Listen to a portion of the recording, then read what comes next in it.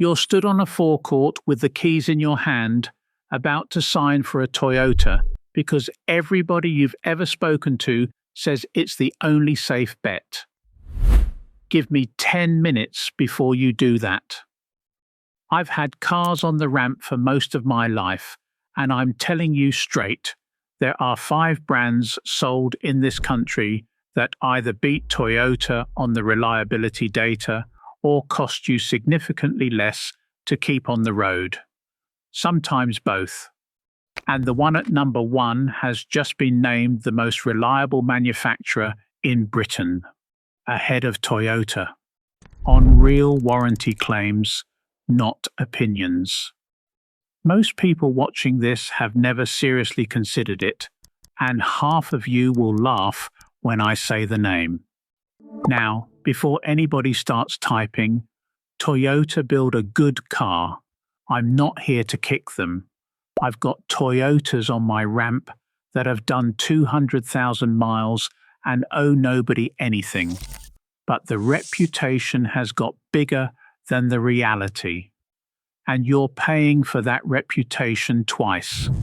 Once on the windscreen, and again every time something needs doing, because they know you believe the story. So let's find out who actually beats them.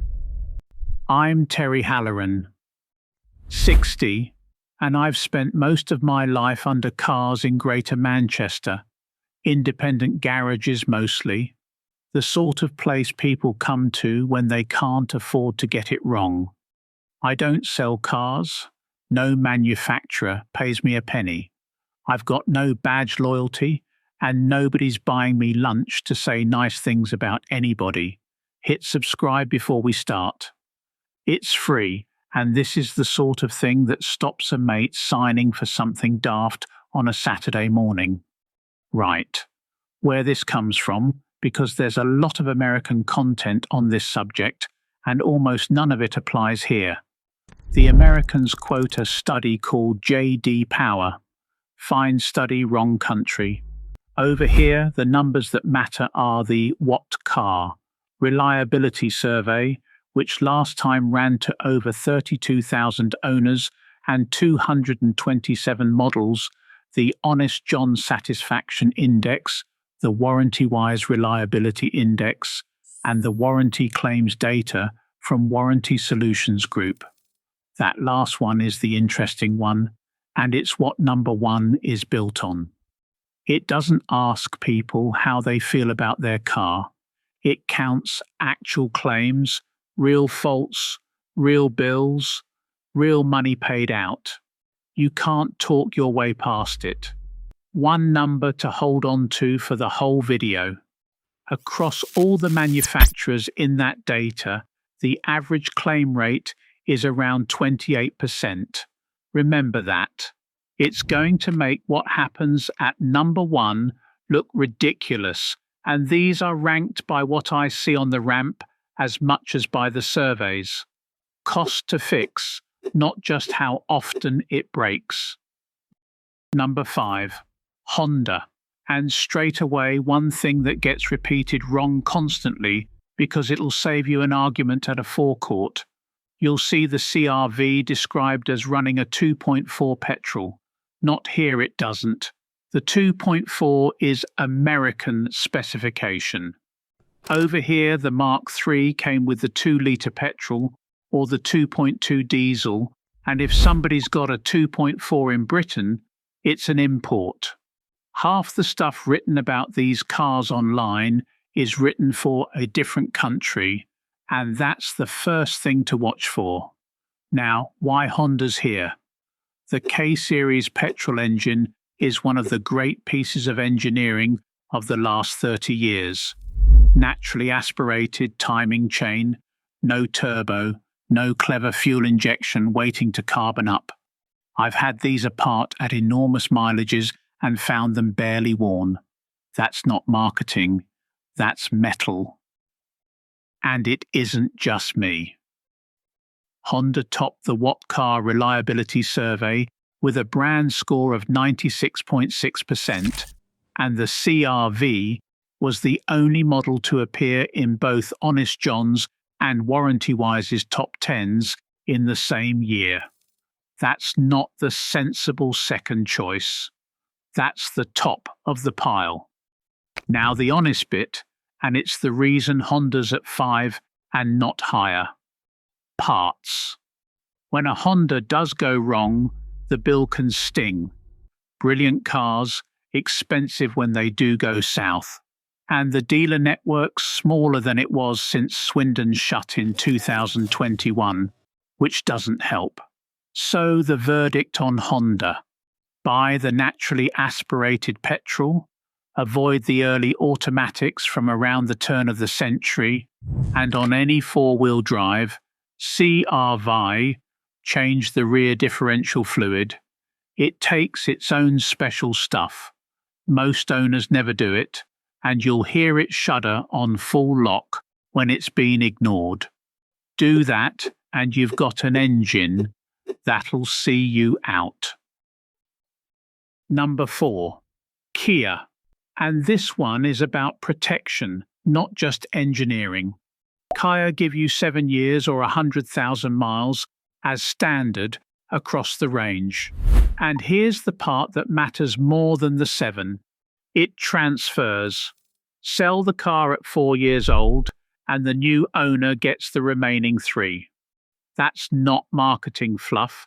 That's money in your pocket at resale, because the next buyer is inheriting cover. Nobody hands you 7 years unless they're fairly confident about what they've built. Companies don't write checks for fun. Now, the honest part, and it's a real scar. There was a run of engines in the Sportage and Sorento era with genuine problems, and Kia and Hyundai got beaten up badly over it. If you're buying anything from that period, you want paperwork showing the work was done. No paperwork, walk away. But the newer stuff is a different animal. The aggregated UK surveys now put Kia and Hyundai alongside the Japanese brands on fault rates, while undercutting them on price and beating almost everybody on cover. And from a workshop point of view, Kia are straightforward. Sensible layouts, parts available, nothing exotic. A Sportage doesn't make me sigh when it rolls in, and that's a compliment. The verdict: buy new or buy recent, keep the service book stamped so the warranty stays alive, and you've got more protection than Toyota gives you as standard and more equipment for the money. Number 3, Mazda. And this is where the argument gets properly interesting, because Mazda did something the rest of the industry didn't. While everybody else was bolting little turbochargers onto everything to win fuel economy numbers on paper, Mazda largely kept their petrol engines naturally aspirated. The Skyactiv engines. Bigger capacity, no turbo, timing chain. Let me tell you what that means at my end. No turbo means no turbo failure.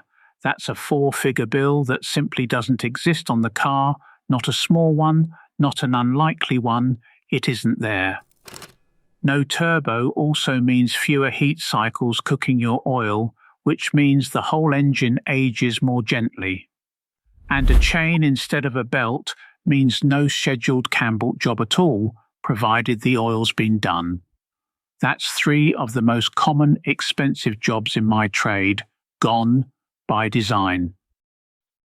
And the data backs it. Mazda came through the warranty claims analysis at just over 10%, against a market average of 28%. The CX-5 and the Mazda 3 sit near the top of the UK reliability tables year after year. The honest bit. Watch the older ones, roughly 2010 to 2012, for rust round the rear arches and the underside. Mazda had a proper rust reputation back then, and they fixed it, but a car from that era needs somebody with a torch underneath it before you shake hands. And if cheap ownership is the goal, buy the naturally aspirated engine, not the newer turbo. Chain drive, no turbo, wide doors, good visibility. That's the whole case for a CX-5 in one sentence, and I've not got much to add to it. Quick favour before the top two. If this is any use, give the like button a tap. Takes a second, costs you nothing, and it puts this in front of somebody who's about to pay the reputation tax this weekend. Cheers. Number 2. Dacia. Now, half of you have just pulled a face, and I understand why. Dacia is the budget brand, the one people are slightly embarrassed to admit they bought. Here's why it's number 2, and it's got nothing to do with being cheap to buy. Dacia is cheap to own, and those are different things. The engineering is deliberately simple, and most of it is proven Renault hardware that's been round the block for years. That means 2 things on my ramp. Parts are cheap and available, because they're shared across an enormous number of cars. And there's less fitted that can go wrong in the first place. Fewer modules, fewer sensors, fewer screens, fewer clever systems, quietly waiting to cost you 4 figures out of warranty. And the data agrees. In the warranty claims analysis, Dacia came in at around 9.5%, against a market average of 28. The people running that study said it plainly: simpler engineering and less complexity give you better long-term reliability and more predictable costs. That's the whole argument for Dacia in one line. You're not buying a worse car, you're buying a car with less on it to break. The honest bit. They are basic, and the driving position doesn't suit everybody. If you've got a bad back or bad hips, sit in one properly before you commit. Some people find the sills wide and the headroom tight getting in. Try it, don't assume. But if what you want is a car that costs almost nothing to keep on the road for 10 years, Dacia is quietly one of the smartest buys in Britain. Right. Number 1. If you've stuck with me this far, do me a favour and subscribe before I say it, because this is the one nobody sees coming. Number 1. Suzuki. And I'm not being clever, this is the data. The Warranty Solutions Group analysed real warranty claims across 29 manufacturers over a full year. Not opinions, not surveys. Actual claims, actual repairs, actual money. Suzuki came out top of the entire British market with a claim rate of 6.29%. Toyota came second at 7.09%. So the brand this country treats as an afterthought just beat the brand this country treats as gospel, on the hardest measure there is. And it isn't a one-off. Suzuki finished second overall in the What Car Reliability Survey with a brand score of 95.7%, and they've been in the top 5 manufacturers for 5 consecutive years. The Swift and the Vitara both make Warranty Wise's top 10 for used reliability. Now here's the bit that made me sit up, because it's about what happens after it goes wrong. In that What Car survey, Suzuki covered the cost of 88% of fault repairs on cars up to 5 years old, and their dealers fixed 42% of faults in a day or less. A day or less. Think about what that's worth compared with a fortnight waiting for a part. So why does nobody talk about them? Because Suzuki don't shout. There's no big marketing budget and no prestige attached to the badge. They just quietly build small, light, simple cars, Modest engines, chains rather than belts on a lot of them, not much fitted that can fail, and sell them to people who then never mention it to anybody. And on cost to fix, light and simple is everything. Less weight through the suspension, smaller brakes, less strain on the gearbox, parts that cost sensible money because the cars aren't pretending to be premium. The honest bit, because there always is one. They're not luxurious and they're not quiet on the motorway. The road noise on an S-Cross is the weak point, and owners will tell you so. The interiors are plain, and if you want a big 3-row family car, Suzuki don't really do one. And here's the thing that ought to end the argument. Suzuki now offer a warranty running up to 10 years for cars serviced at their dealers, and it transfers to the next owner. 10 years from the brand nobody respects. The reliability crown was sat there in the data the whole time. It just didn't come with an advertising budget. Now, one thing about Toyota I promised I'd be straight about, because it cuts both ways. You'll hear American videos say Toyota only give you 5 years of warranty. That's not true here. Toyota Relax runs up to 10 years or 100,000 miles, and it's the longest cover any mainstream manufacturer offers in this country. It even applies to used Toyotas within those limits. That's genuinely good, and I'll not pretend otherwise. But read how it works, because this is my end of the business. You get 3 years to start. Then every time you have it serviced at a Toyota dealer, they add another 12 months. Miss one or take it to your local independent, and the cover stops. So the longest warranty in Britain is also the longest leash in Britain. 10 years of main dealer servicing at main dealer prices at the one counter where you're most likely to be sold work you didn't need. Whether that's worth it depends entirely on you. If you'd rather have the cover, take it. It's a real thing and it protects you. But go in knowing you've signed up for a decade of dealer visits, not just a warranty. Same applies to Suzuki's 10 years, to be fair. Same trade, same condition. Now something that costs you nothing and applies to whatever you drive, including the Toyota. Learn to read your own oil. Once a month, engine cold, car on level ground. Pull the dipstick right out, wipe it, put it back, pull it again, and actually look at it in decent light. 3 things. The level. Low oil is the quietest killer I see. Most people never look until a light comes on, and by then you've been running it low for months. The feel. Rub a drop between your fingers. Good oil is slick. If it feels gritty, that's metal. And metal in your oil means something upstream is wearing out. And the big one, the colour. If it looks milky, like coffee with too much milk in it, on the dipstick or under the oil filler cap, that's coolant getting into your oil. Head gasket, or worse.